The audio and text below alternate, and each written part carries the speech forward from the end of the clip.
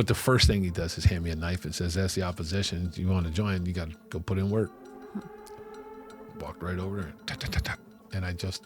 Stab somebody? Yeah. And I just found that stabbing people just became so easy for me.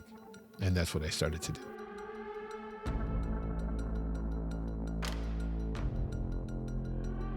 Okay, so my guest today is Sonny Von Cleveland. Sonny was sexually abused as a child, which led to anger and rebellion. He was first arrested at 7 years old, and by 16, he was in prison, spending 18 years behind bars. But it's what happened in solitary confinement that changed everything for him. Since his release, he's turned his pain into purpose. He works with at-risk youth in juvenile facilities across Southern California. He's also written an amazing book called Hey, White Boy, Conversations of Redemption. I am so happy to have you here today, Sonny. Welcome to The Hidden Third. Thank you so much for having me. Absolute pleasure. So I started seeing your face and your messages and your little parts about your life on social media. And the first one actually didn't have your name, the first video I saw of you talking. But I became so obsessed with what you were saying in that video. So I immediately DM'd the person that had posted it and said, please give me a name. Who is this guy? I have to meet him and I have to have him on the podcast. And it took him some time, but he got back to me. And so as soon as I got a name, I reached out to you. And I'm so happy you're here. I'm so glad you did. I've suddenly developed a pretty good Portuguese following from Portugal. Because I told you before we started that this was a Portuguese person. I'm like, I don't know how that happened, but I'm so grateful that it did.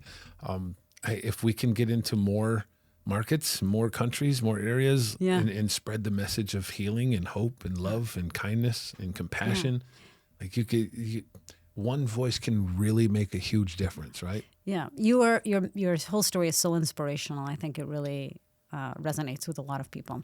So, okay, let me start with a little bit of growing up before all the problems started. How was that?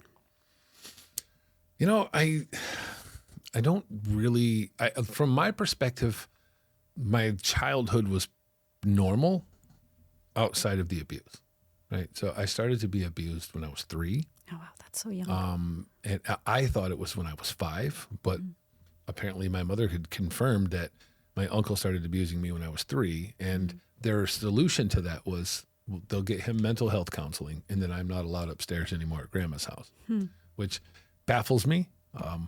Why that would be your approach, because then he was able to abuse me for 7 more years in the same house. So you guys all lived together, or you would go to your grandma's house? We lived in Carson City, and my grandma lived in a town called Middleton, which is about 8-9 miles away. And we would go there all the time. Every holiday, several times a week we would go there. And most of the time it was a normal, go to grandma's house, get cookies, go out and play in the yard, get yelled at by grandpa for going in the garden. Very typical things, very small town America. But I remember around 5 years old that I also started being abused by Daryl Hall, not from Hall & Oates. That my mom's boy, I didn't even know that was the guy's name, but Daryl Hall was one of my mother's boyfriends, and then her friend Tim Klinger as well. And for me, I think there's like this pedophile ring that exists in Michigan, because how do you all know that this little boy can be abused, right? Unless there's like a big beaming thing on my forehead, and so I was being abused so often that I normalized it, right? So that I felt like I was having a normal childhood almost. But there's, 3-4 times a week I'm being abused by these men. Oh, that many times. A lot. So we would go to grandma's at least once a week. And every time we go, my Uncle Mike's going to show me this Atari. I loved the Atari game. I thought, the video game was amazing. And that's when he would abuse me, is when I'm playing the video game. And then we would go over to Tim Klinger's house. My mom was best friends with his girlfriend, and then they would go off, and I'm just there alone with Tim and his infant son, and Tim would abuse me there. And then back home, we live with Daryl Hall, right? And he's the abuser that's in the home, and so I'm being abused by him. And I normalized it, right? So I was this very gregarious, outgoing kid that really wanted to make people laugh. And I think that probably comes from a place of being abused. Like, if I can make you laugh and smile, you'll be in a good mood and you won't want to abuse me. And that became the whole course of my childhood, right? Did you realize immediately that was what was happening, that it was abuse? Or no, initially? I mean, as that young, I had no idea, right? You know that it's not right, primarily because of the threats that are coming from the abuser. Like, don't tell anybody. I'll have to hurt the whole family. These threats then make me realize, well, something's wrong. This is, and clearly it hurts. It's painful, right? Like, I was being raped by these men. Right? Like, this is painful. And, you just go into this shell, right? Where, as this kid, and I kept it to myself. I didn't want to hurt people. I was a very compassionate and empathetic kid. I didn't want other people to get in trouble. I didn't want people to be hurt. I thought that this was something that I obviously did, that this was my fault. I was complicit in this, and I was this bad kid. And so it took me from this really outgoing kid that wanted to make people smile and turn me into this very reclusive, abused child, right? That this dichotomy that exists in my brain, where I want to be happy, I want to be outgoing and funny, but I'm so terrified of somebody finding out, of getting into trouble, of hurting somebody, that I'm just going to recluse into my shell. So, I mean, most of my time was spent in a closet with my mom's tapes, listening to music, right? Wow. And that was my escape. And then when did you first tell somebody? The first time I spoke up, so I got arrested when I was 7 years old for breaking into a church in 1988. And it still baffles me to this day how you charge a 7-year-old with a felony. That is so crazy. So tell me what happened that day. As much as you can remember. Yeah. I actually went there recently with my wife. To the church? The church is still there. I went to the same very window that we broke into. So my brother and I, we lived right behind the high school in Carson City. And on the other side of that is St. Mary's Cathedral. And so we would always come over and play in the dugouts, the baseball dugouts. And while we were over there one day, we saw these kids out in the grassy area. They were having just a great time. We were not allowed to partake in that because we're not Catholic. And so when they were done, we saw them all going into the basement and taking all the stuff in the basement. And we're like, well, we want some of that. I'm 7 at the time. My brother's 8. And so we went over to the window, and it's one of those windows that kind of pull open, right? And so, but it was stuck, and my brother kicked it, and it broke. And we're like, so we crawled in the window, went inside, and we took a blanket and put a bunch of pudding cups and some playing cards, some other little things in it, and snuck back out the window and went straight across the street in the dugout, laid the blanket out. We were playing with the cards and eating the pudding. And 15 minutes later or so, here comes cops. Like, we were not slick, obviously. We're 7. We don't have criminal capacity. We're not trying to get away with something. And they put us in handcuffs, put us in the back of the car, and just drove us up the block to our house and dropped us off. And a couple months later, I'm in court in front of Edward L. Skinner, who's still alive. I just found out that judge is still alive. Yeah. And we were charged with larceny from a building and breaking and entering. And they're felonies. And I was given 60 days probation. Oh. And so what happened in that moment was I got put on probation. All the abuse stopped. Like, we didn't go to my grandma's house. We didn't go to Tim Klinger's house. Daryl Hall took off. Didn't even see the guy. Like, my mom's boyfriends were very shoddy alcoholic drug addicts. He's gone, and I'm not being abused. And so at that young age, like, you don't even know what probation means. It's just a word, right? And nothing's actually happening. And then when we got off, we're going to grandma's house. He's off. We're off probation. Go to grandma's house. I'm abused. When we're going to go to Tim's house a couple days later, I'm abused. So I'm like, I went and did it again. I went and stole, I think it was a pedal bike from one of the neighbors. Charged with a misdemeanor, put on probation for 30 days. Got on probation, all the abuse stopped. Hey, everyone. So real quick before we keep going, if you're enjoying this conversation, which I really hope you are, take a second to subscribe, like, or leave a review on youtube.com/Mariana van Zeller or wherever you're listening to this podcast, The Hidden Third, and share it with your friends. This show doesn't have a marketing budget behind it. It grows because of people like you. And this means everything to me. So thank you so much. Obrigada. So in my mind, I'm like, I just found a way to protect myself. Wow. And I don't have to hurt anybody. I don't have to tell on anybody. So for the next 3 years, I was getting arrested and in trouble every couple months, right? And I mean, I get my butt whooped from my mom, and I'm grounded, I'm on probation, but I'm safe. I'm not being abused until I'm off probation. And so I finally broke down when I was 10. There was a drive-by shooting. I can't make my life up. It's nuts. My mom had a new boyfriend, the man I called Dad. His name's Al Bauer. He had some enemies, and this is small town Crystal, Michigan. And in the middle of the night, they drove out to our house in the country and started shooting into the house. And some of the bullets ricocheted I was sleeping on the couch, and the bullets went into my back. And everybody woke up, my mom screaming and crying. And for some reason in that moment, I broke down and told my mom that my Uncle Mike is abusing me. I even trying to think back to it, I can't correlate why or when I chose that moment, but I did. We went to the hospital. She called the cops, and my Uncle Mike got arrested, and he was sent to prison for 15 years off the heels of that. And that was the first time that I had spoke up about it and said anything. And what happened in that moment was his threats came true, not the way that he wanted them to, but he said, if you ever tell anybody, I'll hurt the whole family. So when that happened, our whole family split, right? We didn't go to Grandma's house anymore.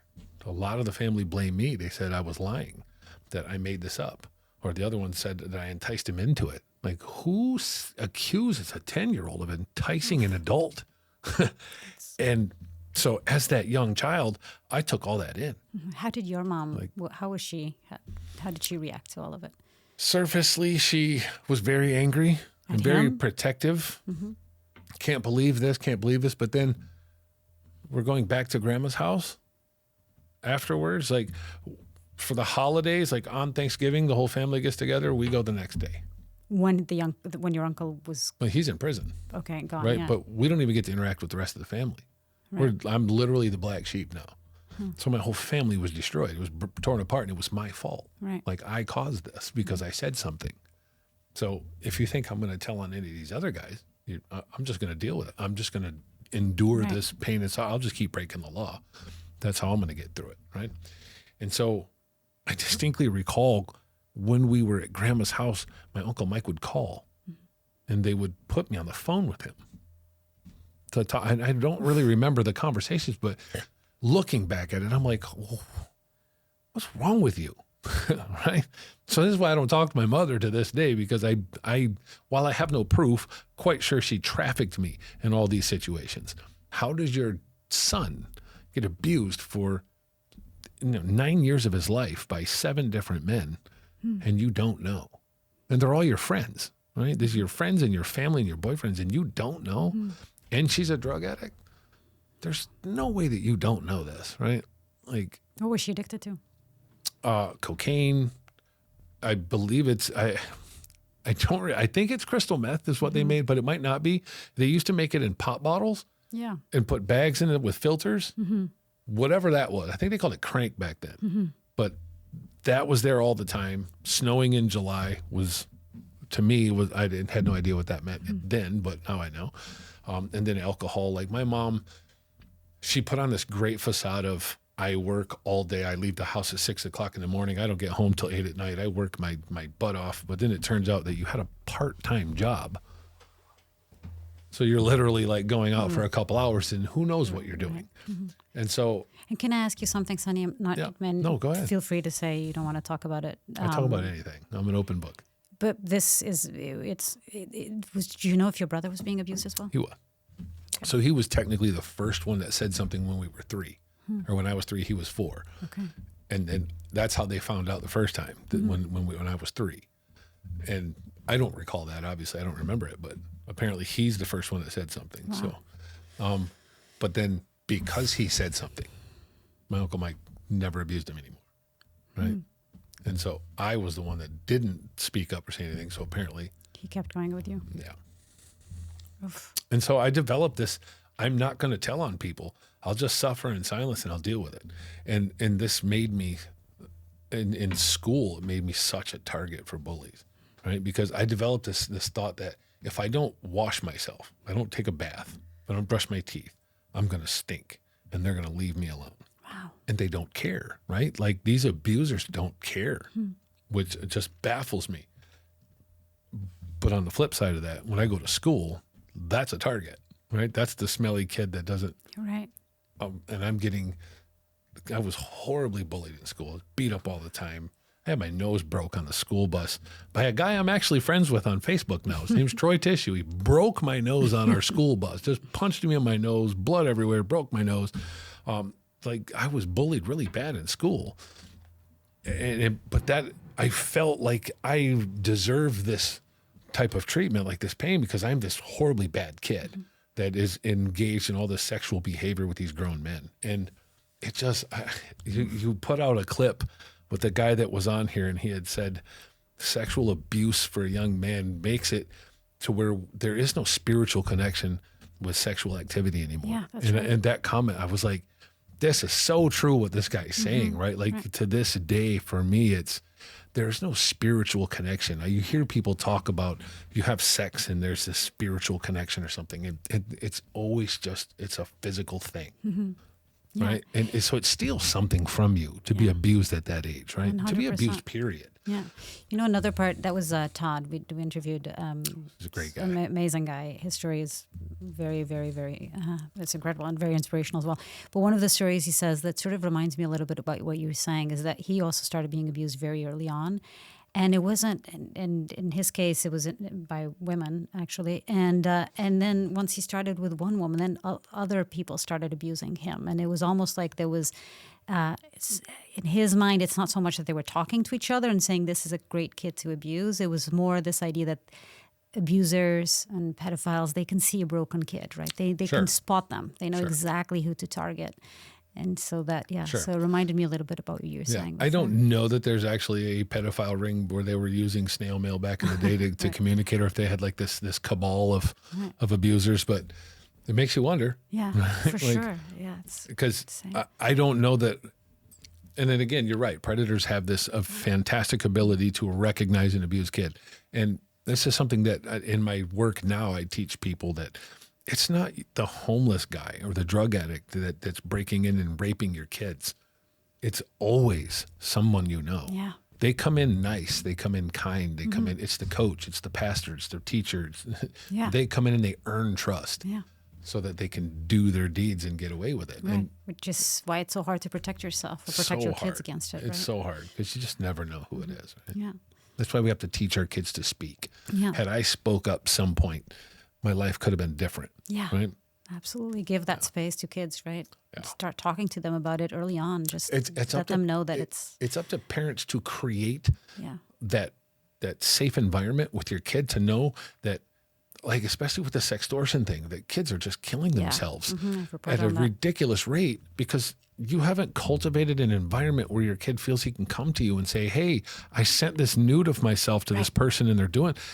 That is not the end of the world. Yeah, Sending a nude to somebody is not the end of the world. There's just so much shame around sex in general, which is something that everybody's going to experience at some point in their lives. That it should just be a natural conversation that you're allowed to have with your parents. In fact, you should have that conversation with your parents. Well, I've done everything in my life to cultivate. You met my son. My son will tell me anything that is ever, if something's wrong, and like, good. If you do something wrong, call me. Yeah. Dad, I screwed up. I made a mistake. Call me. Would rather do that than 100%. You feel like you can't talk to me, and then you internalize this pain and this trauma, and you just feel like it's too much to handle. And that's when it comes to sex, when it comes to drugs, when it comes to mistakes, whatever it is, you just have to have that space and give your kid space to talk. I have the same relationship with my son. So important. Okay, so then this was you at 10. You told your mother you felt like you'd broken up your whole family. Everybody was blaming you. The message was loud and clear. I'm not going to do this again. I'm not going to tell on anyone again. Yeah. And so then this old man, which this is the first time I've ever really talked about this really. This old man used to drive this blue Chevy S10 in our town. So I would be like at the arcade. I got lost in video games. It was kind of another escape for me. Yeah. And again, they're really good at being predators.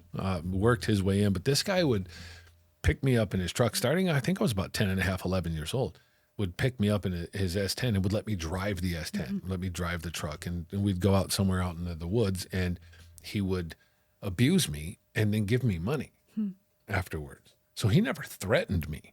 He was just, here's that. And like he surreptitiously threatened you with kindness, right? So that now you don't want to tell on this guy, right? And even to the point where my mother knew him. Right, like, and this is how they work themselves in, and so this kept going on until I was. I think the last time I was abused, I was almost 13 years old. I was 12 and a half, almost 13, and I had hit this amazing growth spurt, right, where I went from this, a typical 12-year-old to I think I was 6'4" when I was 13 years old, just up there, right, and a mustache started coming in, and so I started I started hanging out with people that were older than me, much older, like 19, 20, 21-year-olds. And I really grew up at 13, started drinking, started having sex willingly now with women. And there's just this dichotomy that exists in your brain. Like, I'm so lost at this point. My brother was taken away when I was 12, put into a juvenile facility. And then he escaped and stole a cop car, and he's done, right? I didn't see my brother again until I was 21. And there's no father in the picture at this point? No. Okay. No, I met my dad a few times in my life when I was young. Fun fact, my wife found him a couple years ago, and now we have a pretty good relationship to where my son even knows him and talks to him. But he abandoned you guys at an early age. And I mean, this guy's got 9 kids, and like 4 different mothers, and all over. So, I mean, I have 3 kids with 3 different women in 3 different areas of the country myself. And I don't obviously condone that. I do my best to have a relationship with all of my kids, as you can see, but I kind of can understand and empathize how difficult it must be to have all these kids and try to give them attention. So you're just going to kind of pick which one is going to work best for your life. So I just kind of got over that and just kind of forgave. My father is one of the most important people in my life because you have shown me everything not to be. Even though I love him and I forgive him, you've still shown me what not to be in my life, how to be a better father. And I think that I've applied that to my kids. Even though, like, I was in prison the first 12 years of their life. And so I've done my best, and it's not easy. I lived in Ohio. My son lived in Phoenix, and my other son lived in Michigan. It's not easy to develop that relationship over long distance. So I never tried to come in and be like, I'm your dad. You have to listen to me. Like, I came in to let you know that I love you. You mean the world to me, and I'm here for you. Yeah. And like, that's the best that I'm going to be able to do. I can't do something I'm not capable of doing. Was your dad in prison too? No. Ever? No. Never. My dad's a Marine, retired Marine. Oh, okay. Yeah. Nope. Yeah. He just wasn't there to serve as an example for you. I guess he was just overwhelmed. Yeah. And so I kept when that stopped, the last time that it really happened to me, I was raped by a guy named Robbie. And it was violent. And after that, I was just like, I just don't trust anybody, period, anymore. Like, I can't have this in my life. And I really got into drugs and alcohol. And I say drugs like I was 13, weed. I got into smoking a lot of weed, like copious amounts of it, and then drinking a lot. And so as I'm 13, 14 years old, I'm lost. I'm angry. I break the law all the time. I'm a kleptomaniac. If I walk into a store, I'm stealing something. And it's not, at this point, not to get caught to protect myself. It's become part of who I am. And like, I do it subconsciously and don't even think about it. Like, I come out like, oh, I stole that. Right. And drugs, alcohol, sex, this. My mother ends up losing our home when I was 14 and a half, almost 15. And she's homeless. And I'm like couch surfing on friends' couches. And a buddy of mine named Tim, one night, we were outside Carson City and we were drinking and getting high and started to walk into town. It's probably 4 or 5 miles. And we're walking down this old country road and we see this trailer and there's a bunch of pedal bikes in the yard. We're like, dude, let's steal a pedal bike. We'll ride into town. I'm not walking all this way. So we go and we're like, well, doesn't look like anybody's here. Let's go in the house. So we went in the house, doors unlocked, walk in, grab some water, and left and grabbed a couple of pedal bikes, went into town. When we got into town, we started to we went to the hospital and started going through cars in the hospital parking lot, found cigarettes, and he found a cell phone. We're making phone calls on this cell phone, and this is 1997. So, it's the old Motorola flip phones. So we stop at a gas station. Here comes two cops. Pull in. Hands up, hands up. I'm like, we're looking for two guys on bikes, blah, blah, blah. I was like, I just saw two guys go that way on bikes. And thinking that I was slick, I took the cell phone out of my pocket and I tried to drop it on the ground right in front of the cop, thinking I was smooth. Immediately puts me in handcuffs. They arrest both of us, take us down to jail. And while I'm in the jail, while I'm sitting in this cell, this holding cell, waiting, I start chipping my name in the wall. They come in and they arrest me for that. They're like, wow, that's destruction. You can't do that. Wow. I'm like, I didn't know. Look at the walls, man. It's everywhere. Ultimately, they charged me with, somebody was sleeping in that house. So I got a home invasion, first degree. In the trailer. It was a felony in that trailer. Yeah. Larceny over $100 for stealing the pedal bike, because brand new, that bike retailed for over $100. Possession of stolen property because that cell phone was over $100. And destruction of state property over $100 because the labor and the paint to fix that cell. 4 felonies. And they said, we're done with you. We're going to bound you over to adult court. And so I had stolen a couple $1,000s from the safe at my high school as well in Greenville. And I went in for sentencing on that. And the judge, after they bound me over to court, he said, I'm not playing with you, and sentenced me to 6 months in the county jail. Wow. So my mother comes to visit me the next day and says... And you were 15? I was 15. I had just turned 16 now. Okay. That was 17 days after I turned 16, July 25th, 1997. She comes in and says, I'm leaving state and I'm moving to South Carolina with Ed. I was her boyfriend at the time. And I'm like, but what do I do? I'm like, I'm in jail now. I've never been locked up. I don't know what I'm doing. She's like, you'll figure it out. I'll come back and get you in 6 months. So she leaves. Then they come and they sentence me for those 4 felonies and send me to prison. And he says, I'm going to give you 48 to 60 months, or 24 to 60 months in the Michigan Department of Corrections. And I didn't know what that meant. I looked at my attorney. I'm like, what does that mean? Like, I think I'm going to get probation or something. Right. No, he said, he just sent you to prison. Wow. I'm like prison? He's like, is that allowed? Were you as a 16-year-old? So I was bound over to adult court because of stealing the money from the high school. Yeah. So I'm no longer in the juvenile system. So now I'm an adult. Wow. But that's okay. Was it apparently at it worked 16? for them. Wow, that's crazy. That's so young. It just blew my mind. Like, I mean, obviously as this young kid, I don't understand the gravity of it, but now I'm realizing, like, I'm about to go to prison. Yeah, it's insane. I'm this long-haired kid from the country, man. I don't know anything about prison. This is my first time ever being locked up, and I'm in county jail. I've been into a fight here, and that terrified the hell out of me. Like, I don't know what I'm doing here. And a couple months later, I was on the bus to quarantine in Riverside quarantine in Ionia, Michigan. And it was one of the most petrifying things you could ever imagine for this abused kid from the country.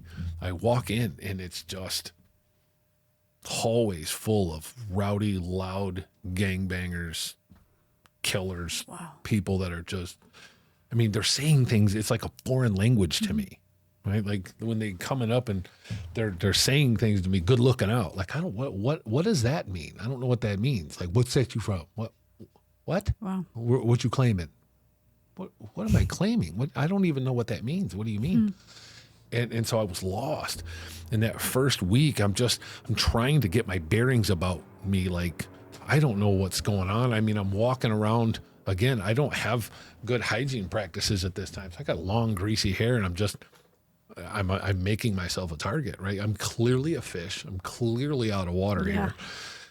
And then they have these doors that are automatic, and they unlock for chow. They open them, and the lock unlocks, and you can open the door and go to chow. And they do them for 5 minutes. The doors open, they close. And my bunkie went down, and it was lunchtime, and he got out and took off, or it was dinner time. He took off for chow, and I'll catch the next door, and then put my shoes on, and I'm kind of bent over like this, and the door opens up, and then these 2 dudes come running, and this guy's got this knife that's just massive. and they grabbed me up by my throat and puts the knife right in my throat. So I got this wonderful little scar right over here.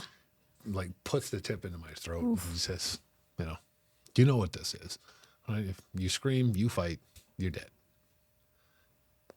I mean, you're just frozen in fear, right? Like, and it was bad. Right? Like they raped me for about 15 minutes, I guess. And, the two of them. Yeah, and you know, this is the point where your comment section will come alive. Oh, he loved it. He wanted it. He invited it in, and to those people, I would have died. I would have. You until you're in that situation, what are you going to do? I mean, it's so obvious. The to knife me. is already in your neck. Of course. Yeah. Well, what are you going to do? Oh, I would have had a knife when I first got there. Yeah, you would have, tough guy. Everybody's a gangster behind this keyboard. Right. And so the crazy part is I've been raped my whole life. Like while this is traumatic for me, like, dude, I've been abused my whole life. It's not new. Yeah. Yeah. And so when they left, and I mean, I cleaned myself up, and I mean, there's blood, and I remember thinking to myself, if I don't do something, I am going to be a victim this entire bit. Like it's not going to go away. And so they have these little segregation pencils. They're like golf pencils for keeping golf score. And I grabbed up like 5 of them, and I took my shoestring off and I wrapped it around really tight. And I'm like, I opened the door, you know, when they got back from dinner for the last door, and I went across the hallway to one of the guys. It's like, hey, man, I just want you to know I'm not going to say anything to anybody, right? Just to try to throw him off. Right. And he looked at me like, and I just lost it. I started stabbing this guy in the face. Wow. With a pencil. Yeah. Just and I mean, these things aren't going to do a lot of damage, right? They're just tiny little pencils. But it's being hurt. Effective, right? Yeah. There's blood's coming out. It's going everywhere. He's yelling and screaming like, and I'm on the ground just going ham on him. And then, and as soon as that starts happening, all the inmates are like, they're putting up a wall, right? So nobody's seeing anything. We're way at the end of the rock here. And so then I run back into my cell. I'm like, adrenaline's going crazy. And boom, and I wash my hands off. We had these cups because you didn't have bathrooms in the cell. So I water on my hands out the window, and I clean my hands off, and I quickly put the shoe, and you hear the keys coming. Here comes the COs, and they're all come running down. I just laying in my bunk, like shaking, heart just beating. And then my bunkie comes back. They go away, and you can hear the other guy screaming. And I don't remember verbatim what he was saying, but he was saying something like, CO, he's going to get me too. You got to get me out of here. And I don't remember exactly what he was saying, but he was yelling for the COs to come help him. Yeah. And so they went down and cuffed him up, and they took him away. And so then my bunkie comes in, and he's like, what the hell was that? And I was like, don't worry about it. It's none of your business. And that was the last thing he had said about it. And everything just kind of calmed down. You know, my brain's going nuts, but they never came back. I remember laying there like... the 2 guys that raped you didn't come back? Yeah, no. And neither did the COs to get you, I guess. Do you think that nobody talked? Well, they put him in protective custody. I guarantee you that. Right? That's where they went. But they didn't know who did it. They didn't know what happened. So clearly they didn't tell on me, but nobody else told on me either. And so I remember laying there all night waiting for these COs to come get me. I knew that I was going to get another case. I knew things were going to go bad. And they never came back. And the crazy part, this is such a pivotal moment for me, because the next day I went out for breakfast. The doors opened up for breakfast. And I just walked out. And I didn't even really put together the fact that nobody saw what they did to me, right? They didn't see that. These guys were slick. They ran into the cell, closed the door. Yeah. Nobody saw that. They just saw this crazy white dude come out and stab the hell out of this guy. I come out, what's up, man? What up, man? What up, man? What up, man? So now suddenly you have all the respect. Suddenly I've got this respect. People are looking me in the eyes. People are, what up, bro? What up, what up? Like, okay. This is what I'm going to have to do. This is how I'm going to survive this. Yeah. And so I was there for another few weeks, and, you know, you're going through your orientation processes and blah, blah, blah. And everybody they didn't really talk to anybody, right? I'm still very scared, but I put on this demeanor of, I'm tough now, right? And so we got on a bus and went to Lapeer, Michigan, which is where they sent all the young kids to Lapeer in level 4. And my bunkie is this young gangbanger, and he's sitting next to me on the bus, and you can see on the manifest of what cells you're going to. He's like, we're going to be bunkies, bro. I'm like, All right, cool. And his name's Lalo. And when we get into this cell, eventually he takes his shirt off. He's got this big crown tattooed on his chest. I'm like, what is that? Well, that's my set. I don't know what a set is. Well, this is my gang. Oh, wow. So that's what a set means. When they're like, what are you claiming? What set? Oh, that all ding. makes sense now. Now it's starting to make sense. But he quickly was like, man, we could use somebody like you on the team, man. I can talk to the head if you want to join, right? Mm-hmm. And it's like, yeah, of course. And we went out to the yard, and he introduced me to them, and they were like, yeah, dude, we heard about, how you took care of business back in quarantine, and we need down riders, man. And they're like, you want to put in work, and handed me a knife and was like. What kind of a group was this? I don't like this. I'm not going to say the name, but it was Mexicans, Latino people. And they welcomed you in? Yeah. Michigan prisons aren't really race. They're more about gangs or cities, like what city you're from or what gang you're with. It's not really a race thing. Even though the white guys hated me because I started to roll with these Latinos and I was the race trader. So they, as much as I get or have been accused of being a Nazi, it's like, you have no idea how much I have battled these wannabe Aryans and racist people. Like, I've been stabbed by them. We've been in fights constantly. Like, they hate me because they think I'm a race trader. Right. But the first thing he does is hand me a knife and says, that's the opposition. If you want to join, you got to go put in work. Walked right over there. And I just. Stabbed somebody? Yeah. And I just found that stabbing people just became so easy for me. And that's what I started to do. Where did you carry the knife?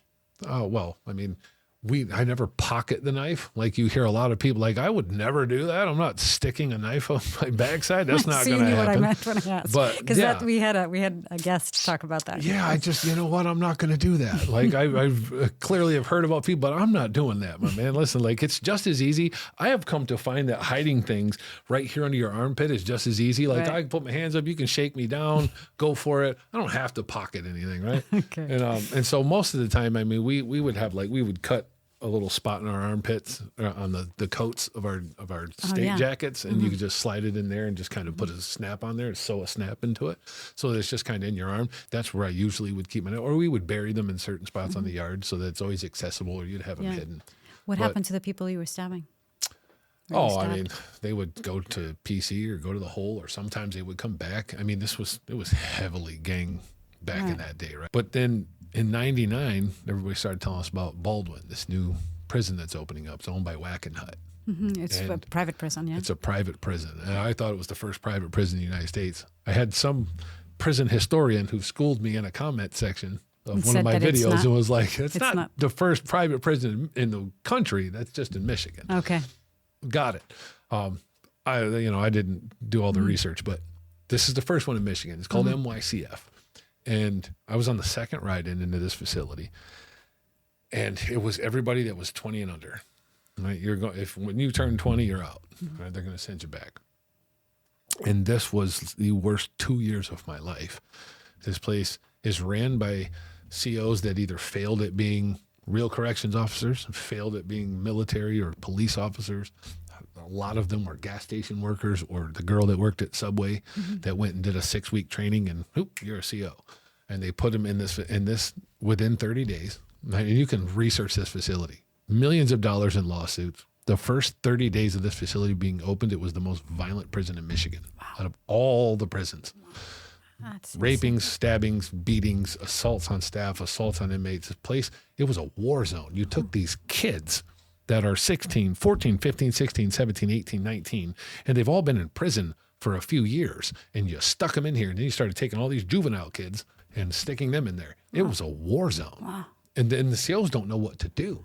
So we first get there, we're in all these different pods, and they're not letting us out for yard. And so we're like, yo, what's up with our yard? So they just got overwhelmed. They're like, fine, here. Opened up the whole thing. Like, go to yard. And you're surprised 30 minutes later, it's a gang war on the yard. Like, we're out there beating the hell out of each other. Of course we are. We're young kids. We don't know what we're doing. We're trying to claim the library and claim the laundry and claim the store, and we're laying claim to everything. And it was just, it got so bad. And then a couple months into it, there's this kid named White Tyson who slapped a CO because the CO was shaking him down and grabbed him in his privates. And he turned around and smacked the CO. And then he was taken to the hole. And then a few days later, he's back. And we're like, how did that happen? Right? If you touch a CO in the MDOC, it's a new case. They're going to put, you're getting a new charge. You just, either you're telling on somebody or something's going wrong. Right. We realized they don't know what they're doing. They just wrote him an assault ticket, gave him 5 days in the hole, and let him back out. Wow. Open season. We just started beating up the COs.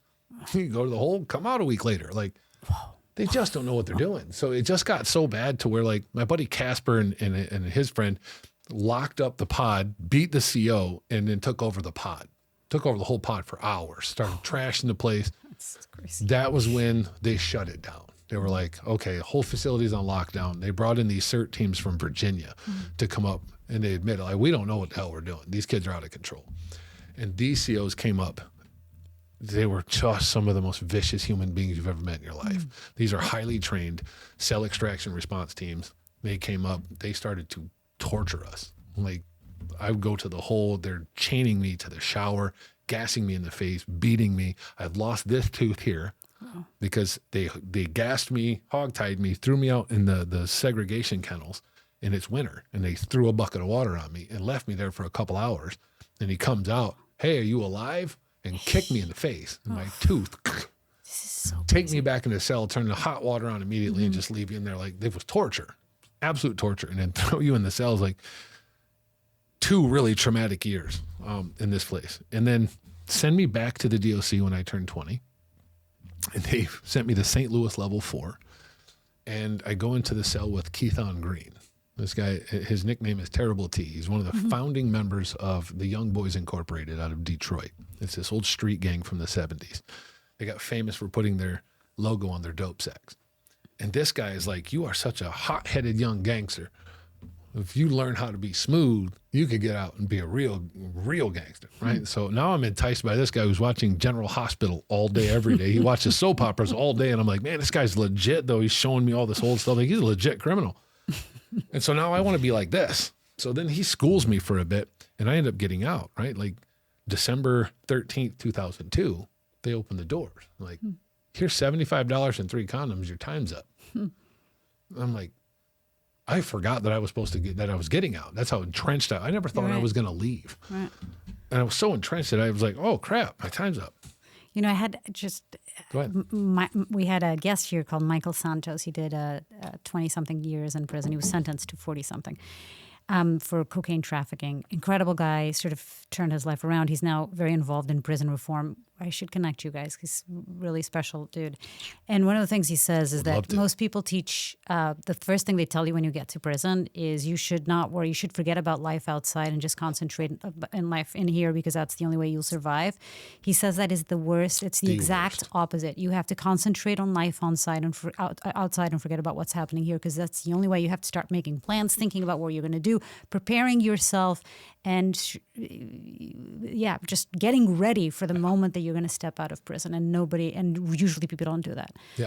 Well, our orientation used to be when you go in, like when we went to quarantine in Riverside, your orientation was the COs get you all into chow hall, and then they leave, and 6 or 7 level 4 cats come in, and these are the guys that are going to school you. Now that the COs are gone, don't do this, don't do this, don't do this. If you are going to do this, do this, do this. Protect here, protect here, protect here. If you're going to be having sex, use gloves. If you're going to be shooting needles, don't share them. If you're like, they would school you on actually how to be a convict. Right. And that's the same mentality, right? Like they're teaching you how to engage here. Yeah. Instead of saying, it's not reform. It's go to the library. Yeah. Right? Find a study buddy and learn. Oh, it's actually worse than that. They don't want to educate you in many cases, right? Because prison is a business. Yeah, yeah. They have to have customers. If you don't have customers, your business fails. And because there's zero empathy for people in prison, right? Why should we be spending any money or resources or time with people in prison, right? Yeah. So there's not even a will for actual reform. None. And you have to do it yourself. Yeah.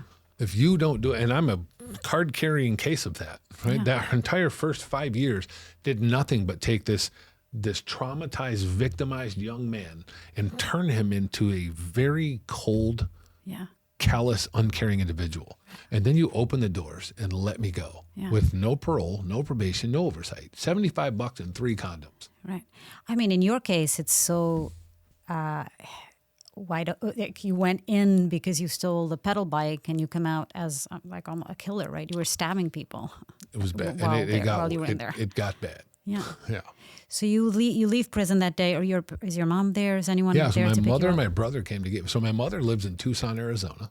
She had ended up out there, and she came up because I was getting out, and my brother, her and my brother came to pick me. This is the first time I've seen my brother since I was 12 years old, and they were there to pick me up, and we went back to Eaton Rapids, and this is where like life started. I got drunk immediately and passed out. And I woke up at 1 o'clock in the morning and decided I wanted to go for a walk because I hadn't been free in forever, and I passed out, and I went to the store and I robbed somebody at the store the first day I was out. Wow. That $75 didn't last long at all. Right. And so I went down. Do you remember thinking like, this is probably not a good idea, but I'm going to do it No, anyway? this is Or it my was life. just No, like, this is me. I came This is out who I am. of prison with the goal of trying to be the next Scarface. Like, I'm going to be the best gangster I can be. I'm going to make millions of dollars selling drugs and getting coke and women and guns. And I'm going to be a gangster because this is what this guy just taught me. It was like, this is where the real money is, right? And so that's what I was going to do. Like, I'm not afraid to go back to prison. I've been there, done that, thrive in that environment. I'm okay. Yeah. I'm not scared of anything. And so that's how lost I was in this. There was not 1 ounce of trying to rehabilitate this kid, right? And so that was the first day out. I do that, and then I start traveling. Like I'm leaving. I'm going down to Miami, or I'm going to go see my mother. And she stayed for a few days and then she left. And so I was there for a few months. I met this girl Nikki, and I ended up getting her pregnant. And then I'm like, I don't want to be around.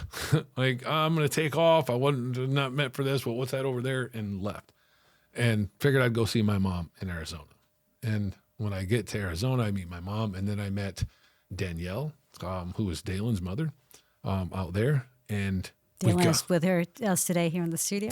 Yeah, Dalen's right over here. Great kid. And her and I hit it off so well.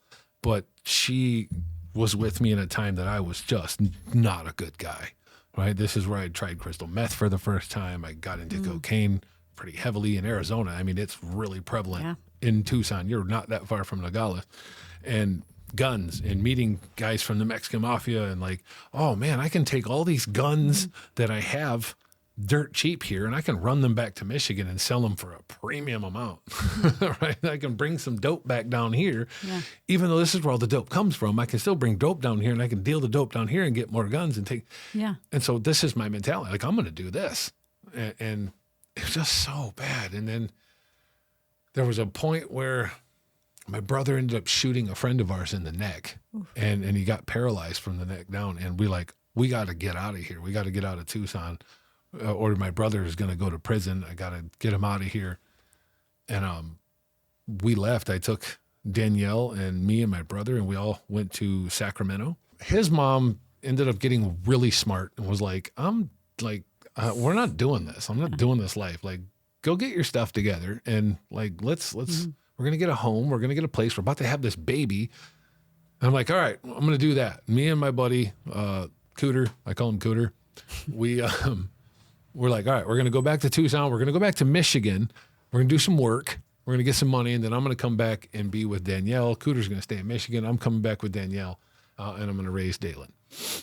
And so went back to Michigan. And on September 2nd, 2004, I got arrested for home invasions, running guns. Like, we had stole a bunch of guns from houses, and we're breaking into homes and stealing things, and just got caught that day. It just happened to be a cop rolling by, and we're like, crap. So he comes to pull us over. I take off. My brother and our other buddy, they get caught, and I got away. And in several hours, I've been through this big police chase, all this crazy stuff, and then I get caught, and my brother told on me. And I remember in that moment, like, really? Like, as much as I've done for this guy, you're going to tell on me? Oh, I thought that's what you would want me to say because, you know, you got away. We got caught. So they'd let us go if we blamed everything on you and we'd catch up with you later. Like, that's not how being a criminal works, dude. What? No. Why do you think he did it? I think in his mind, he thought they were going to let him go. If he blamed all of me, my brother's an ex-convict. He's the gangster. If you blame everything on me, they're going to let you go. You're an idiot. Well, that didn't work. So we get arrested, and I get charged with 15 more felonies and sent back to prison for 12 more years. And I'm literally on Christmas, December of that year, I get pictures from Danielle of Dalen for the first time ever. Oh. And I'm in the hole. I got into a fight as soon as I got in there, and I'm sitting in the hole, and they bring me these pictures. I'm not even allowed to keep them. But they bring me these pictures. The first time I see Dalen's face, like, it's just this little baby. And I'm like, oh, my God, like, it breaks my fucking heart. Like, here's another kid that I have failed. I suck at life. I really suck. And they sent me back to prison, and then my oldest kid's mom comes back in the picture, and his mom, Danielle, wrote me a letter and was like, I'm not sticking around. You're an idiot. Like, I got to raise this kid. Like, you have just thrown our entire life away. Like, fuck you. Yeah. I'm going to go. I don't think I'm going to sit here and wait for you. And I mean, what are you going to say? I can't argue with that. And so then, you know, here comes Caden's mom, Nikki. She comes back in the picture, and she's like, oh, I'm going to stay with you. We'll do this together. You know, I can wait. I'll go to school, and I'll bring your son up to see you all the time, blah, blah, blah. And I had met Nikki through my brother. And so I go back to prison. Few years into it, I get a letter from my brother, and he's like, I just saw the parole board, and they're staying off my parole decision because we have pending charges. And they were bringing more charges against us. And so I went in there and told them that I did everything, that my brother was innocent and wasn't there. And I'm just so protective of this guy, and I don't even know why. Did he ask you to do that? He kind of hinted at it, right? It was just like, man, they're not going to give me a decision until these cases get resolved. So wait, was he was in a worse situation than you were at the time? So by taking the blame for some of that, you would take some of time away from his sentencing? Or he was facing the same things that I was, right? Like, we all did these crimes together, but he had only gotten 2 years for the gun that he had. And he was just in the car when we got arrested. So he didn't have any proof that he had done anything. He was just in the car. And he had told them that I forced him to drive me to these houses to collect money that was owed to me. And that I was hitting these houses, stealing the guns, and played innocent. I went along with that so that they would drop the charges on him. If you had come up with this story before, would he have laid up along with it? No. They dropped the charges against him, and they gave him a parole. And then he sent me another letter. Thank you, bro.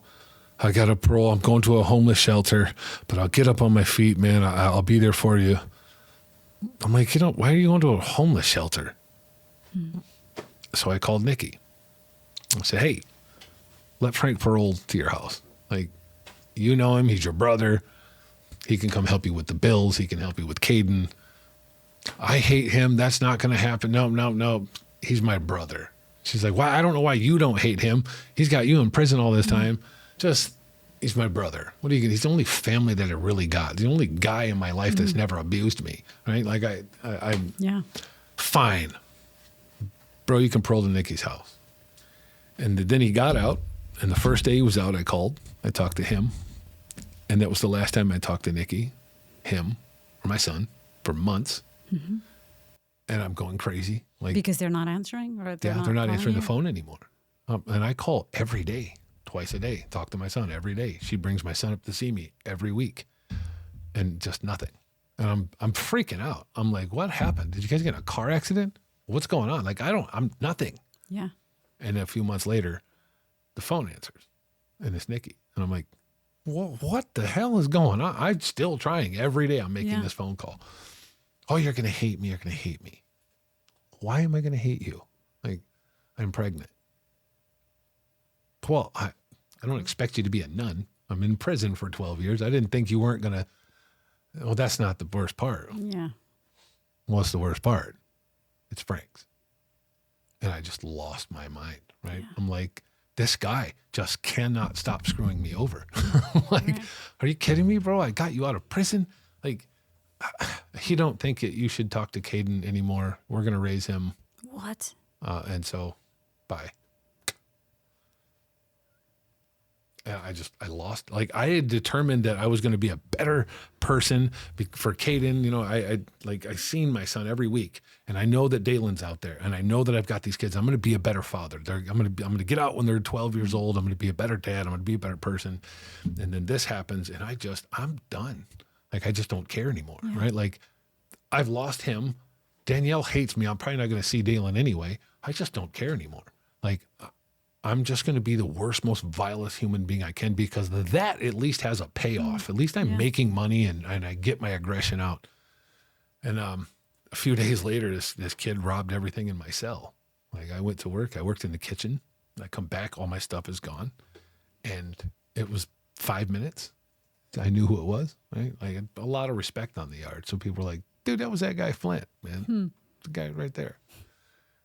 And I beat this kid horribly bad. Like, I strapped my weight pit straps around my wrists, and I put my locks on them, and they let us out for chow. And I stood over this kid and just beat this kid to a pulp until they gassed me. I was just taking the COs. The COs were running up like, stop. And I'm like, you can get it too, man. Come on over. And it's not even this.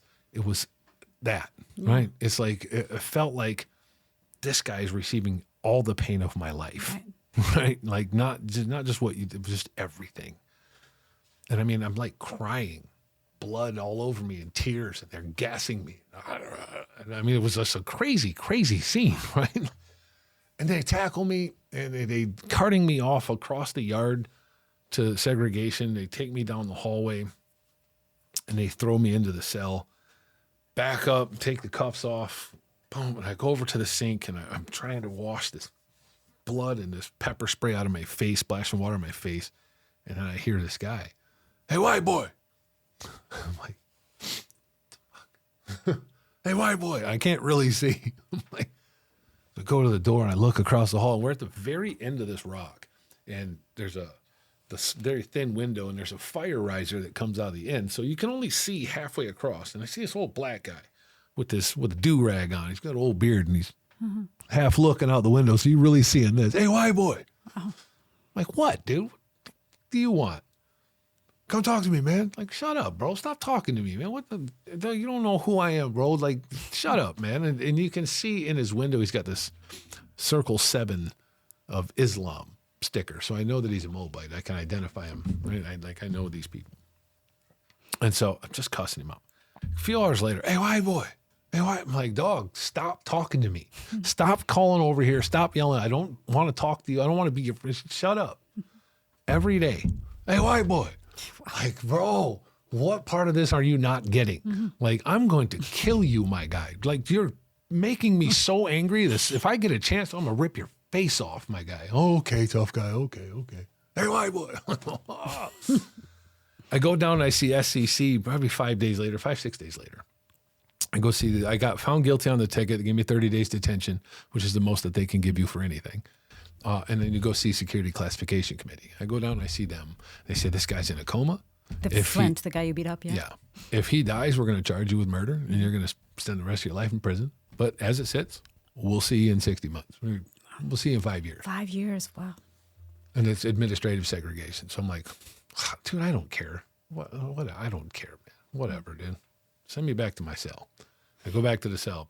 Hey, white boy. So just so I get it, this administrative segregation is sort of like... It's long-term segregation. So it's like solitary. Yeah, so so it all is. But detention is... So when you get a major misconduct, you have to go see a hearings officer in Michigan.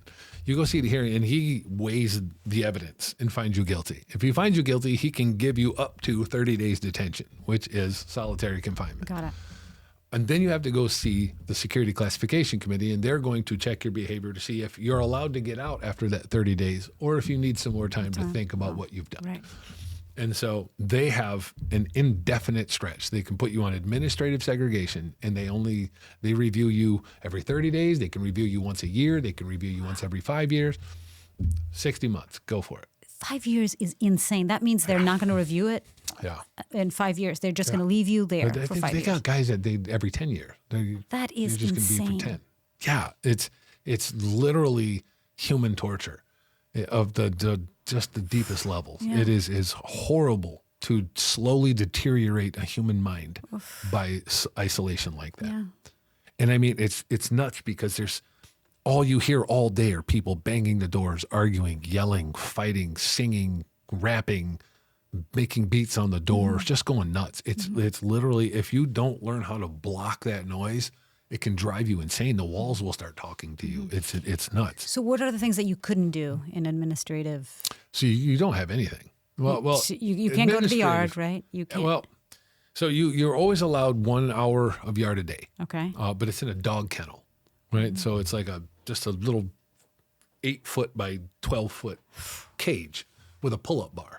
Right? Or if you get lucky, it's got a basketball rim. Mm-hmm. And you're there by yourself or with others? By yourself. All by yourself. That's... So they'll come, but they always do it at 4 o'clock in the morning or 5 o'clock in the morning. You want yard? No. I'm sleeping. I don't want to go. I'm not going to go. Plus, it's freezing outside. No, I'm not going outside. So you just never go outside. You never get fresh air. You never. And you're not allowed to socialize. Like you're not. You can yell across the hall. That's about as good as you're going to get. Yeah. Oh, that's horrible. And so go back to the cell, and again, I wasn't in there 5 minutes. Hey, white boy, what happened? I'm like, dude, what, man? What do you want, bro? He says, I want to talk to you, man. Talk to me. What? What do you want to talk about? And he said, why are you so angry? I'm like, what kind of question is that? Like, what are you, a psychologist? I'm in prison. My life sucks. I'm in the hole. You won't shut up. There's a lot of reasons why I'm angry. And he said, no, that's why you're mad. Mm-hmm. And mad is a surface emotion, and it's temporary. And anger is something much different. And you're a very angry young man. Mm-hmm. And I didn't have an answer for that. Shut up, man. You're an idiot. And I walked and paced, and that's what really started getting my mind like, why am I so angry? I am so angry. I am such an angry young person. Right? Mm-hmm. Like, I just know I'm such I'm angry all the time. And I mean, I realized after a minute or two, I've been a victim my whole life. Of course I'm angry. That's why I'm so angry. And so I decide I might as well talk to this guy and tell him my life. Like, this is why I'm angry. Maybe you can understand a little bit why I'm so angry. So I tell him my whole life. And I mean, his reaction was like, so, and? I'm like, screw you, bro. Like, I just dumped my whole life to you, man. And that's it. It's like, what can you do about it? Can't change it. I'm like, yeah, but that's not the point. It's like, well, what is the point? Like, if you can't change anything, why are you still mad about it? Like, and he's like, I want you to read something. I'm going to send you a book. And he shot me over this book that's got just a candle. It's a black one. It's got a candle and the light on it. And it's Viktor Frankl's Man's Search for Meaning. And this book changed my life. Right? Like, I read this book, and to see the story of Viktor Frankl and what he endured and what he went through, and to look at my life and to be like, yeah, I was abused and I had some bad things happen to me. And I used that as an excuse to be such a bad person, right? I was displacing my own pain onto other people so that I felt better or somehow more justified. And you read this and it's just like it's a big fat mirror, right? Like I want to be Viktor Frankl. Right? I want to be somebody that takes this pain and teach other people that this doesn't have to dominate. But I don't know how to do that. I'm not worthy of this kind of stuff. I'm a horrible piece of trash. I'm not worthy of this. And you read that line, suffering ceases to be suffering the moment you give it a meaning, right? That's a line from his book. book. Such is the purpose of sacrifice. Right. Wow. And it started, if this guy changed my life, this Mobite across the hall just started schooling me, and he taught me so many things. And I go in depth about it in my book, and so people can read about that. But So 2 things for you. First of all, explain who Viktor Frankl was. He's a Holocaust survivor, right? yes, he had a family in a jewelry business, and very successful one. And then one day the Nazis kicked his door in and took him and his whole family to Auschwitz. And he watched his friends and his family be exterminated and experimented on, and just the cruelest form of punishment you could, for nothing. Punishment is not even a proper word to use, because these people didn't do anything to deserve punishment. But to watch these people be systematically destroyed in front of him. And the whole time he said, we can no longer control our environment. We're challenged to control this. Our minds. Right? They can take this, but they cannot take away our freedom to choose, the last of man's great freedoms. They can't take away our freedom to choose. And so even though we exist in this horrible environment, let's smile. Let's be positive. Think happy thoughts. Think empathy. Think kindness. Think love. Think caring. I for some reason never thought about it that way. Yeah. Right? Like, never looked at life like, God, I could just be nice. I could just be kind. And it started me on this trajectory, like, all right, well, let's try it. The COs hate me. I am such an asshole to the COs, right? There's another thing that you talked a little bit about right now. He talks a lot about this, which I thought was it is such an incredible message. The idea that all of us experience suffering in our lives, right? But if you turn the suffering around, and I am suffering because I am right. Give me some examples of some, like, just sure explain the idea, because I'm sure this has had much more of an impact on you. But what's the idea behind it? I'm suffering for a purpose. Yeah. There's a reason why I'm suffering. Right. I went through this so that I could save 1,000 lives. Yeah. Right? So if you had the knowledge that you were going to save 1,000 lives, would it be worth it to you to endure this little bit of suffering? Right. If the answer to that is yes, that you suffered for a reason. You suffered for a purpose. Right. And so looking at that from that perspective, I mean, I can show you DMs. My story's been seen over 25 million times. Yeah. I have hundreds of thousands of DMs from people that are like, I was going to kill myself. Right. And you just stop that. Right. Yeah, and you know that now. That's the reason that I went through all the abuse in my life. Right. It would have been... was to save that life. Yeah. It would have been great if you knew that back then, right? Sure. Would have made it for him easier to be in the moment. In Auschwitz and realize that all that he was suffering, everything that was going through, that was being done to him and his family, and the sort of ability to change your thought process and think that what's going to bring you a little peace is to think that you're going through this, but maybe you're going through this because this is a message for what's happening here will never happen again. This will prevent this happening in the future, right? And he had the foresight of that, knowing the level of atrocity that's happening in Auschwitz. We will be the template that this will never happen again, right? And so we are sacrificing for a reason. Yeah. Right. And while that doesn't make it easier for people that are going through that suffering, or people that are going through that pain, or people that were related to that pain, the ability to have that mindset in that moment. Yeah. It's empowering. It's so empowering. Yeah. And what I saw from that was Viktor is saying, if I can do it, you can do it. Anybody can do it. I don't have any special powers that nobody else has. Right. So if I can do any of this, so can you. Yeah. And one of the things that I work with a lot of people, I will never tell you how to do something. I'm never going to tell you what to do. I will tell you what I did, and here's how I did it. If you can take something from this that is applicable to your life, I served my purpose, right? Whatever else, it's just a good story. Yeah. Right? Just take that and enjoy it for what it is. And what's the name of the person, by the way, who was yelling, "Hey, white boy"? Mallory Bay. Well, so it's a name that I changed. Why? And I know that you know some pretty violent and vicious organizations. They think white people are the devil, blue eyes devil, right?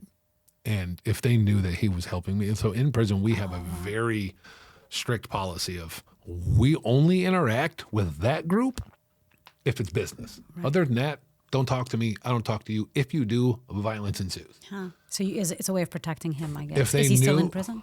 Oh, yeah. He's serving natural life. He's been in there since 1984. So if they knew he he'll was never get out. helping you, he would be beat up or something would happen to Or him worse. Yeah. Because the first thing they're going to do is come and say, you see what you did for that white boy? You see how good he's out there living? Right. Do you see what you've done? You have just helped the enemy Right. proliferate. And they would, and then he would, so Do you know if he did this to other, was he this I don't have this know. impact to other I people? don't know. He made it abundantly clear that we're not friends, right? Like, I'm not your friend. It's literally this moment. I saw him a few years later down the road in a visit in the visiting room. And I looked at him and I was like, and I waved. And he was like, gave me the look of like, like, I already know. You don't have to say it. I get it. We're not friends. Right? And I don't want to ever put him in a situation where it could harm him. Right? Like, the guy literally saved my life. Yeah. Yeah, but what an incredible man. Still, yeah. Incredible. What he did to you, and I'm sure he's done that to several other people. And that's one of the things that I came to find out later in my time. Like, that was the turning point of my entire bit, right? Like, I had a little bit more violence getting out of the gang because that was a bit of a pain. But that was the last time. That was when I realized that this is all a choice, right? Like, gang activities, fights, violence in prison, it's all a choice. You don't have to do that. Right? You can come here and just as easily, this is the best college you're going to get, right? There's a library. You have access to so much stuff. And the older guys that have been there for a long time, they generally are just the most wisest in teaching people that you'll ever meet. They want to educate you. My life is done. I'm here for the rest of my life, but you have an opportunity to get out. And so if I can teach you something, give you some wisdom, I can live vicariously through you. Right. And you see a lot of those guys that have been there a long time that are never getting out that do that. Right? And so how did the book and how did your communication with Mallory Bay start changing? Yeah, so I started to write. I started to write forgiveness letters. He taught me about writing because I didn't realize. He also sent me, the second book he sent me was called The Likability Factor. I think it's by Mark Sanborn, I think. The L Factor. And I read the book. I'm like, what is this, a joke? Right? This is a book about how to be likable, how to develop attributes that somebody will like you. You could be a likable person. And after reading it, I'm like, dude, I suck. I don't have any of these traits. Like, I'm not a likable person. I'm a lost cause. I'm not worthy of being liked. And then he's like, read it again and don't look at it from the perspective of who you are. Look at it from who you could be, what you can do, right? When you walk out of here, when you get out of prison, you're going to be 35 years old. Nobody knows who you are, right? It's not like you're going to step out of prison. They're going to be out there with paparazzi being like, oh, this guy's back. They don't know who you are. You can be anybody you want. You can choose your personality. Here's this light bulb moment. I can choose my personality. Yeah. That's not true. Like, you're born into something. You're raised and cultivated by your environment. Are you? You can choose. Pick 3 people that you admire, what you admire about them, and apply it to your life. I chose Denzel Washington, George Clooney, and The Rock. That's great. I love these guys. Right? Denzel Washington, because of his calm composure, his assertiveness, and he's so well put together. He's articulate and he's calm and he's collective, but he also resonates power right from himself. And then George Clooney is class. He's good looking. He's well composed and he puts himself together well. And then The Rock is just charisma and he's fearlessness and he's that big old smile. And I'm like, those are 3 people that I really admire. What do I take from those people? And you're right. I could do whatever. You can literally do anything you want. Life is yours. There's no playbook. There's no rule book that says you have to be a dick. No, you can also be a good person. You can just choose that. Except you don't know if any of those guys are actually dicks because you don't. Right. I can just choose to be a good guy. Yeah. Like The Rock. That's The great. Rock smiles. I can just choose to smile at everybody. I'm sure he's fantastic. I'm sure he's great. Actually, I've heard him in interviews. He sounds amazing. And it works. Yeah. Right? You start smiling at people and watch how much people warm up to you. Oh, it's so true. You don't know my past. You don't Yeah. know my background. A big believer in smiles and being warm Yeah. to people. Yeah. Yeah. Yeah. And I think one of the problems with being an abuse survivor is that we approach everything like you know me. You know that I've been abused. You know that I've been a bad guy. You know I've done bad things. So you're automatically going to judge me. I guarantee it. But also, I think this idea that you're also afraid of everybody, right? Or everybody's intentions. Like, once you're traumatized as a kid, it's very hard to start trusting people again. Right? So everybody is a threat. Everybody represents danger and abuse. Everything. Even when I think you're good and you're trying to be kind to me, there must be a reason. You're not doing it altruistically. Yeah. Right? I don't deserve that. I'm not worthy of somebody actually liking me or caring about me as a human being. And so I automatically will put that on you, right? And so I had to rewire that in my brain. And he started walking me down. He said, you first have to forgive yourself. Well, how does somebody do that? Like forgiveness, what is that? Jesus forgives. God forgives. Yeah. Does he? That's not a God-made concept, right? Forgiveness has nothing to do with religion. Forgiveness is literally letting go of the things that have been done to you and the things that you have done to other people. And start with yourself. Forgive yourself first, right? Realize that you're a human being. You're going to make mistakes. Every human being does. There's no such thing as perfect. God is the template for that. Jesus was not perfect. So you can't be perfect, and forgive yourself. The one thing, it's about what you do with the knowledge that you have of the things you've done. So I've hurt people in the past. So I started to write these forgiveness letters because I don't even know half the people that, like, I've robbed people, I've hurt people. I don't know them. How do I seek forgiveness from them? How do I go to that person and say, I'm so sorry that I did that to you? Write letters. Write letters to them.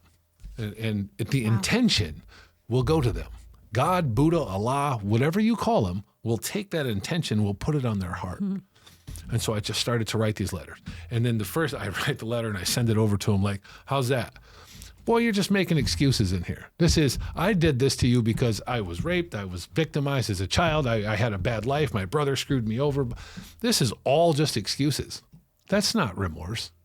Do it again. How's that? Do it again. Do it again. And it got to the point where I'm pouring my soul into these letters, right? Like, I didn't know you.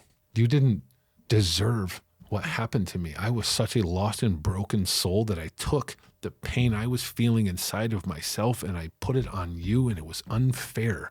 You did not deserve that. I have violated your trust in life and in humanity, and I am so sorry. If I could change that, I would. But what I promise you is that I will live every day for the rest of my life trying to be the best form of a human being that I can, so that you know that the harm that I have caused you is not in vain, right? That's my remorse. That's all I can do. I don't know who you are, but I will live every day of my life being the best version of myself, so that what I've done to you is not in vain, right? And that's my North Star. That's what I do every day of my life now. I try as hard as I can to help as many people as I can. Like, we're all screwed up somehow. We've all made mistakes. But it does not define us. What we have been through does not define us, right? What has happened to us and what we have done does not define who we are. We can turn around at any moment and just start living a better life. And reset this clock. Your life still has value. You still have worth. You are a human being. You have worth. You have a purpose. You have meaning. And it's only wasted if you decide that you don't. And then you throw it away, right? And so that was the turning point of my life. And I realized, like, I can actually be something. I can do something with my life. I am worthy. The things that I've done wrong are my fault. I made those choices out of a lack of understanding, a lack of wisdom, and a lack of intelligence or emotional intelligence. So I have to forgive myself. I don't justify what I've done. Those things are bad. But this is why I did them. It's not an excuse. I'm not excusing or justifying the behavior, but this is the mentality I was in, and that's why I did it. Mm-hmm. And so I live my life now to just try to make amends for that. Right? Wow, that is incredible. It's in many ways your life turned your life around essentially because of meeting that one man, right? And what he meant to you. I always think back about why isn't our prison system doing this, right? They have the ability to. They don't want to. Yeah, it shouldn't be up to one man in solitary confinement having this type of impact in a person's life. Yeah. And what if I hadn't met him? Right. What if you hadn't met him? Yeah. What if I had gotten put in a cell down here or downstairs or anywhere else? Yeah. Yeah. That man is very much what Michael Santos was for so many men in prison. The guest that we had, he had the same sort of impact on so many men. But it's, what if Michael Santos didn't exist, right? So many men wouldn't have had that transformation in their lives.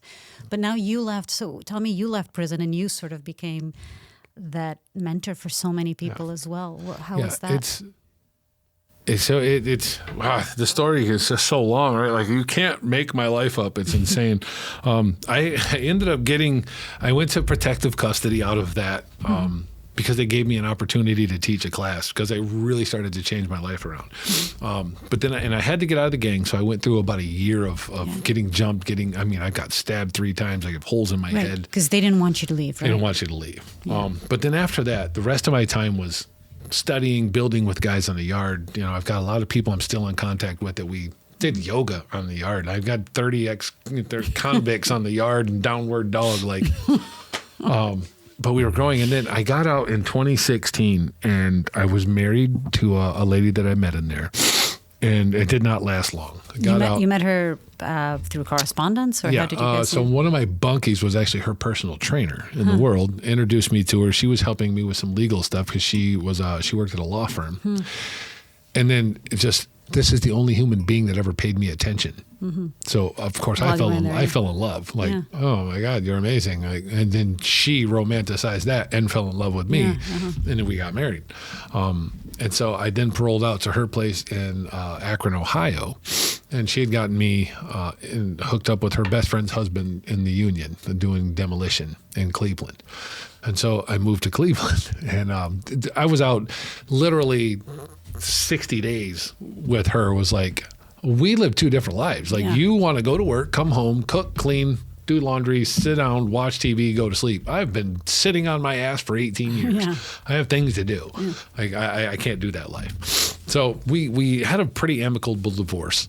This is the first time I'm 35 years old, and for the first time I'm walking free, not looking at the world from the eyes of a criminal, right? I'm seeing it through the eyes of love and kindness and hope and faith and what we can accomplish in this world.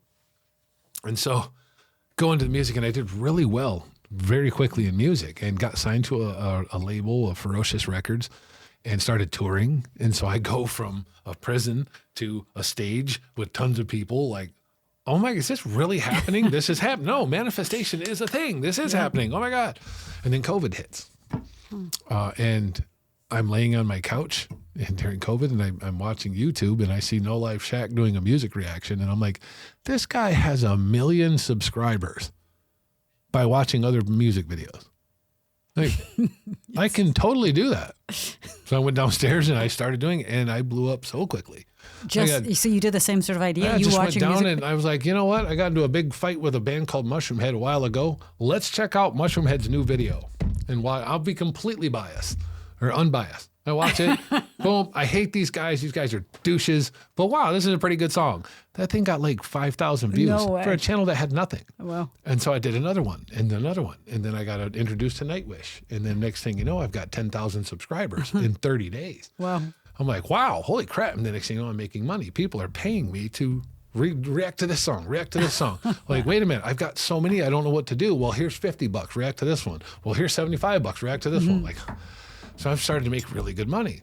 And I'm blowing up on YouTube. And as soon as that happened, I'm like, listen, I have to tell you all something. You are worthy of the best life that you can imagine. Right? I need y'all to know, I know there's somebody in this world that is hurting, that has been abused, and that got me into podcasting. Like, I need to like tell my story to people because I need you to know what you're capable of. I need to know what you're, and so any opportunity that I got to speak to more than one person, I'm going to go on to this tangent about what your life can be. And it resonated really well until the day I decided that I was going to leave my kid's mother. Like, I don't want to be with you anymore. And I sat her down like an adult. Let's sit down at the table. I don't want to be in this relationship anymore. And she went ballistic. Like, candle through the window, mayhem ensues. I'm leaving. I got to get out of here. I'm not going to be in this hostile environment. I go out, get in the car. She comes out, punches me in the face, grabs my car keys, go in, lock the door. Great. This is fun. So now what? I'm going to call the cops. Obviously, that's what I'm going to do. Cops can't do nothing. We can't let her in the house. We can't do anything about it. So what am I supposed to do? December 12th at Cleveland, Ohio. It's freezing out here. I'm in shorts. What do I do? Stay at a friend's house. I don't have to stay at a friend's house. It's my house. I pay for it. Nope. My buddy flew me down to Florida and I figured I would take this as an opportunity to show people that sometimes life is going to throw hard things at you. And sometimes it's not going to go the way you want, but you only lose when you quit. If you keep getting up, let love, kindness, and compassion be your compass. You will always get up. You will always keep moving forward.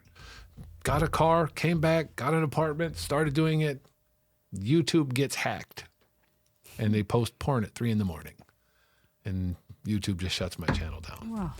And that was like my sole source of income. Like, awesome. I'm going to have to figure out what to do. And then my booking manager says, I found a podcast for you to be on in England. It's called Boot Camp for the Mind and Soul. And so I get on, and there's this little blonde girl from, she's a woman. She's older than me. Greetings from London. And it was like, for an hour, was the most rawest, authentic conversation I'd ever had. And so now we're married. And no way. Yeah, she's my wife. Yeah, she was in England. I was in Cleveland. We started talking every day for 5, 6, 7 hours a day. Like, look at my life. I just went through all of this, and I never felt judged by her. I felt like, and she was actually the first person I ever talked to about being raped in prison. Like, I kept that kind of thing out of my life until then, because I don't know. She's just the easiest person to talk to. And so we ended up, a few months later, we ended up moving to Palm Springs together. And we started our cat cafe, and I found someone who has the same core as I do. We are fundamentally opposite human beings. I like loud, heavy, fast, and hard. She likes quiet, soft, calm, and peaceful. But we're both, at our core, kindness, compassion, and love, and authenticity.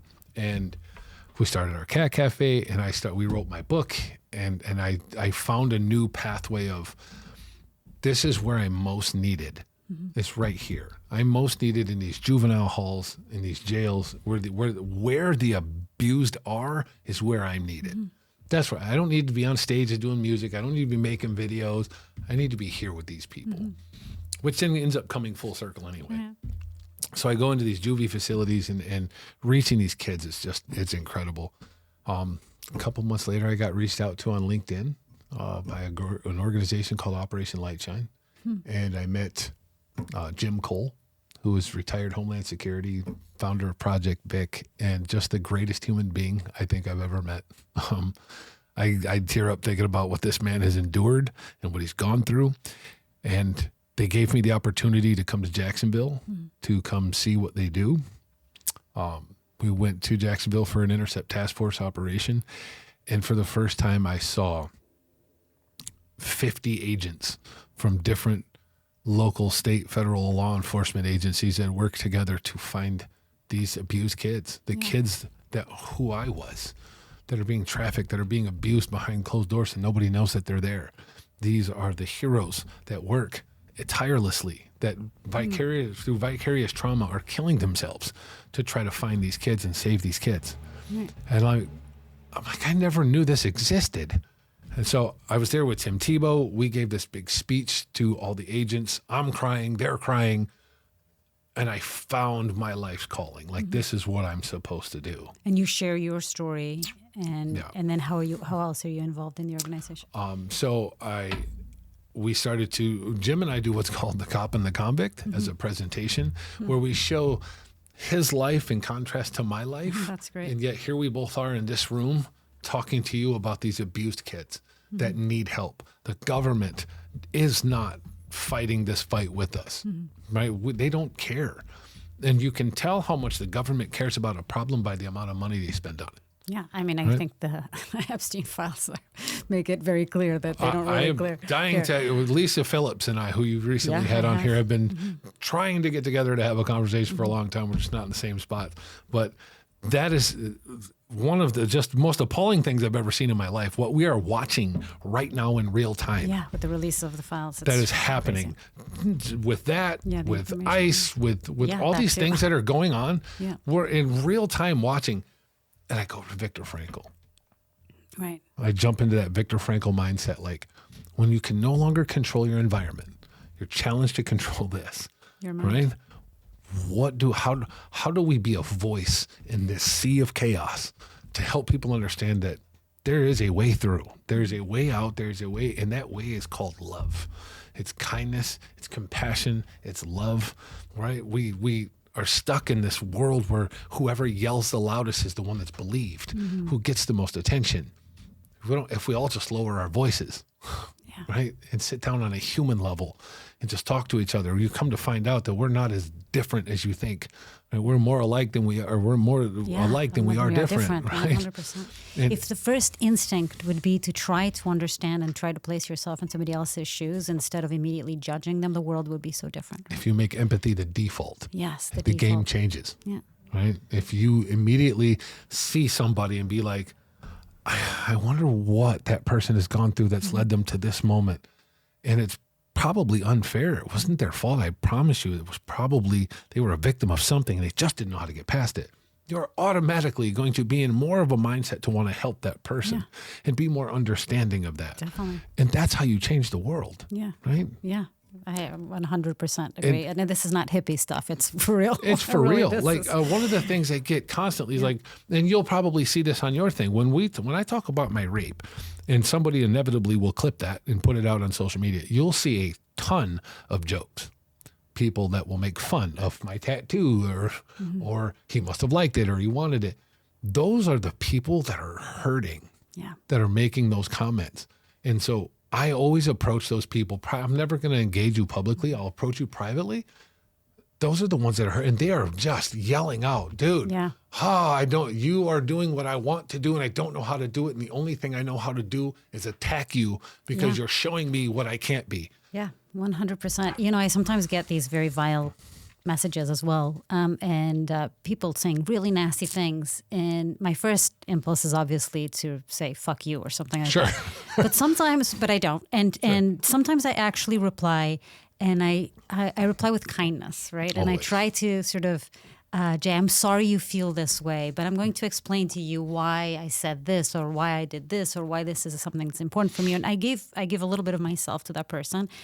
And you'd be like, maybe you're not shocked because you know this, but very often people write back and say, I am so sorry. I didn't mean to think, I am sorry I said that. And I really appreciate you opening up with me or sharing a little bit of you with me. And it's just. And that's your choice that you made that, right? If you chose and gone back and been like, fuck you, man, you aren't blah, blah, blah. They would have come back, it gets worse. Right? And it just gets worse. If one person comes in with love and says, you know what, it's okay. I'm sorry if I've offended you or if I've done something that made you feel offended, I'm sorry. I mean, it doesn't work all the time, but sometimes it does. It doesn't. And it's pretty, at least keeps you sort of hopeful and optimistic. But you know what, for you, it works 100% of the time for you. Mm-hmm. It might not work for the person that you're trying to show that empathy to, but it works for you 100% of the time. You're so right. I've never walked away from an encounter where somebody hated me because of something they saw where I was kind and I walked away like, oh, that dude sucked. Right. I always walk away like I tried. I did the best I could and I wished him nothing but love and light. And I walk away winning. every time. Yes, absolutely. Right. Yeah, even in like traffic fights, my first thing that I love to do is when people get mad and horn, I'm like a big smile. Yeah. And I say, Hi, bye. sorry. I don't even know what I'm sorry for, but I am sorry. I don't know. Right? Just try to make their day a little better. Count your blessings every day. When you wake up, some people don't have hands or fingers or feet or legs. And they can't walk. They can't move. And when you start your day off just counting your blessings, I'm such a blessed human being. Like, I would go through everything that I've been through in this book twice to have the life that I have right now. Right. It's like that Jerry Maguire quote, right? It's great to be alive. Yeah. Agents Yeah. said they wake up every morning saying it's great to be alive. And that should be the message from the start of your day. Yeah. And that's how you go forward. And I mean, it's not a magic formula. There's really no secret sauce. The secret sauce is forgiveness. It's love. It's kindness. It's compassion. And that's sympathy. it. And don't worry about what other people think, right? I get a lot of that too, right? And I think that's one of the biggest detriments. You're not going to hurt me with the comments that you're going to put in this comment section. You're not going to hurt me with it. What you might do is hurt the guy that's watching this, that is about to talk about his trauma, and then sees another person making fun of me and says, "Oh, I'm not going to do that. Right. I'm not going to talk about it. I don't want to be made fun of." That, right? And so that's what I wish people could understand when they make a comment on my videos or any other videos. That you're not. Do not read the comments. All right, I'm a very healed person. You're not going to hurt me with saying things to me, but you're going to hurt the people that are watching, the other people that are reading the comments. And somebody, instead of getting that help or speaking up or he's going to remain quiet. And that's a dark path to go down. Right. It's like you said, they are the broken, right, angry ones. They the are. ones who need Or help. they're the predator. Yeah, or One or the other. If you can sit and make fun of somebody who has been sexually assaulted, then you're vicariously living through that abuser, right? Or you're a victim. One of those two, right? So you wrote the book with your wife, right? I did. And it's called, again, Hey White Boy, Conversations of Redemption. This book has saved a lot of lives. I didn't know what it would do. There was a little reservation about putting my whole life story into a book and putting it out to the world. Because now, like, anybody that wants to knows me. You know everything about me. There it is. And so I've taken that on to be, you know what? Like, I don't mind if my whole life is out there and known to people, because if it helps save a life, it's worth it. Right. And you get messages from people that All the resonated time with your story. And the beautiful part about it is, you've heard about it a lot, like serve first and life will bless you. And it's so true, right? I was always one of those skeptics, like, oh, yeah, okay. That's for the Jesus freaks that are going to say that. But like, my life has been so blessed since I don't chase fame. I don't chase money. I don't chase accolades. And yet I'm getting those. And I'm like, and it's not, my goal here is to save a life. And I'm doing that in spades. So everything else is just a bonus, right? It's just a benefit. Yeah. I get to meet amazing people like Mariana van Zeller. Oh, please. Right? Like, this is why I did the podcast, so I could sit with amazing people like you. Sonny, this has been such a pleasure. Your message really resonates with me. The work you do is incredible, so impactful, and it's so special to be able to, just change so many people's lives and have an impact in so many people's lives. So I commend you for that. doing my best. Listen, you're a gangster, first and foremost. Like, I know grown-ass gangsters, right? I've seen killers. You will go into the belly of the beast with a camera crew. Like, no, I'm here. What do we do? Do you know they tell me traffic, my Nigeria show, is very popular in prisons? I bet. Like, you left a while back, but if you were still there. it was not when I was there. We would have been watching it. Trust me. We used to watch things like that on Discovery Channel. Like, I get you would have been one of those. all the time from people in prison. I bet. Thank you so much for having me. Thank you, Sonny. Such a pleasure. I appreciate it. Thank you for coming on The Hidden Third. Very welcome. Thank you.